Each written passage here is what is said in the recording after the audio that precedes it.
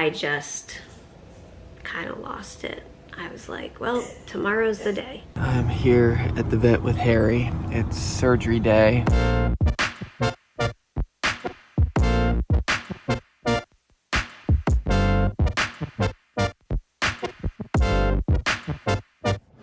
love you so much. See you in a couple hours.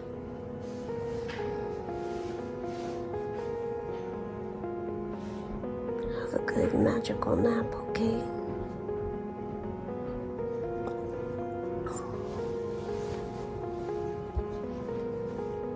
I love you.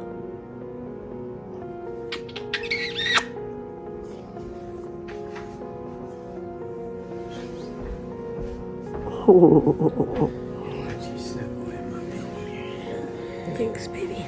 Good morning, guys. I'm here at the vet with Harry. It's surgery day, and we are dropping Harry off for dental surgery. And it's been a long time in the works with lots of details with his heart disease and doing this safely, and we feel like we have a good plan. Well, I am back home. Yes, he is, and I was really bummed that I couldn't go to drop Harry off, and I realized... It looks like you're wearing one of those, like, Russian hats, you know? What are those called? I don't know what it's called. I know what you're talking about. When Peter brought me this ice pack after I just threw up, it felt like you were crowning me. Mm-hmm. I did. I placed it right on your head. But a few days ago I realized I can't get up that early and go. The last few times I've had to get up that early, I just haven't felt well the rest of the day. So I'm like, I guess I just have to face it. And it's not a short trip to go to the specialty vet. So yeah. So today is the big day. We have prepared for, he's had to get a lot of testing to see if his little body, basically, you know when you have competing medical issues where it's like, you need this surgery, but will your other body systems handle it? Like, what's the better of two evils, basically? Yeah. And we have seen many vets now, and all of them have said, this is what Harry needs, and this is what is the best option to keep him safe for the long term. So when we got Harry, it became evident that he needed some dental work done. But then it was a big question of, can we and how can we do that safely? And so it's been a long process of figuring out those details with his heart and his little body. Yeah. Yeah. So look at this little guy. Oh, you're getting a nice little snuggle. And the tail. Uh-huh. And the tail's wagging. Yeah, so it's interesting. Whenever we've had to do medical stuff, like when Ollie had to have that little like surgery on his arm, and dropping Harry off at the vet for anesthesia, like when he has his echoes and that sort of thing, it gives me a drop in the bucket glimpse of some of what my parents went through with us. And I'm like, man, this is so hard, and this is an animal. What's it like when you drop your human child off? Mm-hmm. And it just like makes my heart beat for my parents and for all of those parents out there who have to watch their human kids go through stuff. Yeah. Man, oh man. Yeah. This surgery's been scheduled for a couple of weeks, so we knew it was coming. And it has just been like, some days I feel super nervous and some days I'm okay. And the last 2 days, we've been able to spend a lot of time outside. Like, Harry loves being outside. So yeah, he's had a lot of fun. We sit in the sun for a little bit. We sit under the umbrella for a little bit. And last night, I was sitting outside. The sun was going down, and Harry was on me. And I just kind of lost it. I was like, well, tomorrow's the day. Yeah. But I've been okay today. No tears yet today. Did you cry? No. You're okay. Yeah. Yeah, that little guy, he's, that when I was checking him in on the phone, they were like, how's he been doing? I was like, oh, he's great. And it's complicated because obviously he's higher risk with his heart in doing this surgery. But at the end of the day, it's what his body needs and actually what his heart needs as well to get the dental work done. So it's like that, like we experienced this with Mary's body. It's like that double-edged sword where it's risky to do something, but then it's risky to not do something, and nothing comes without risks. yes. Including welcoming an animal into your life. Yeah. We had no idea how big our hearts could get for that little cat. Oh man. And now how scary it is when that little cat is under anesthesia. So we will breathe a huge sigh of relief when we get that call that he's ready to come home.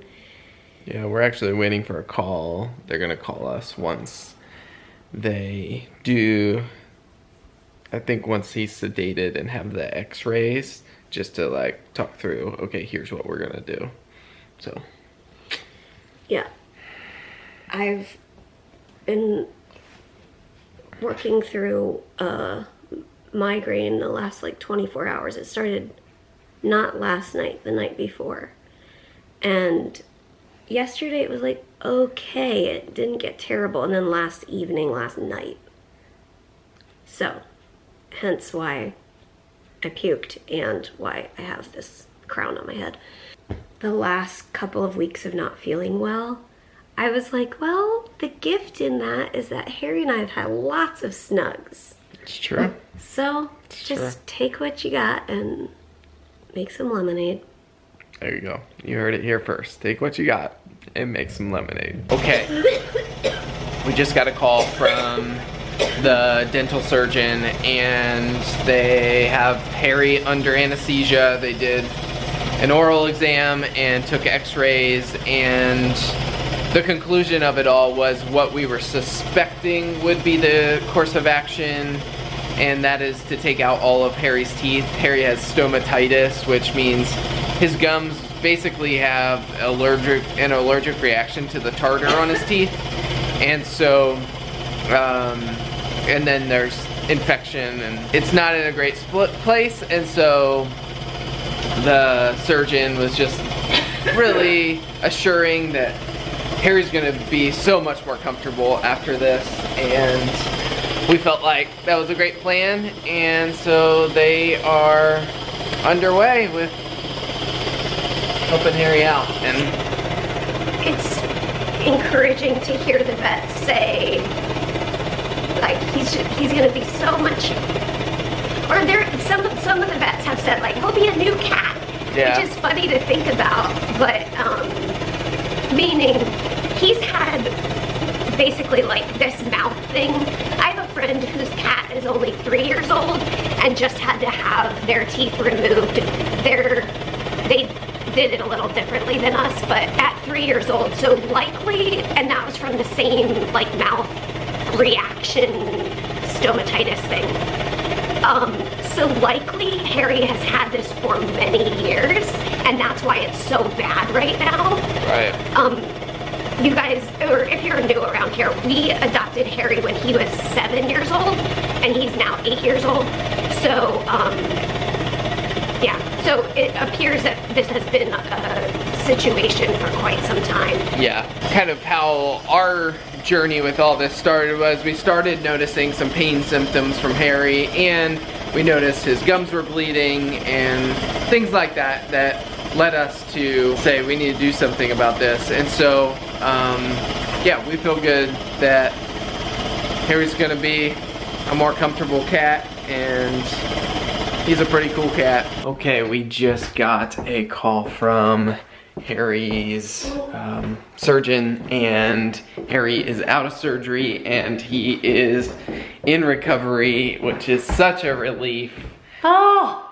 And hopefully in a couple of hours, as he kind of starts coming out of sedation, we'll be able to pick him up.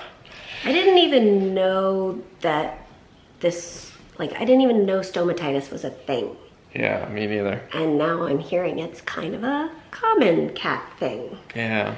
But so I'm glad that it's done. Now I'll just count down the minutes till we leave. And right about at the same minute, we both came to the front door. We are ready to go. Did you have in your mind 2:20 we're leaving? I set a timer. Okay. And then I found myself calculating what time we should leave and forgot I had already set a timer. So we are on it. On it. My head is not feeling good. I don't care. I'm going. You gotta see your hairy boy. Gotta go get him. So stay tuned for tomorrow's vlog to see what recovery day 1 looks like for Harry. And as always, We'll see you tomorrow. let's go get him. Harry, you want snugs? Yeah, you want snugs? Ollie, good night. We'll bring your brother back, okay?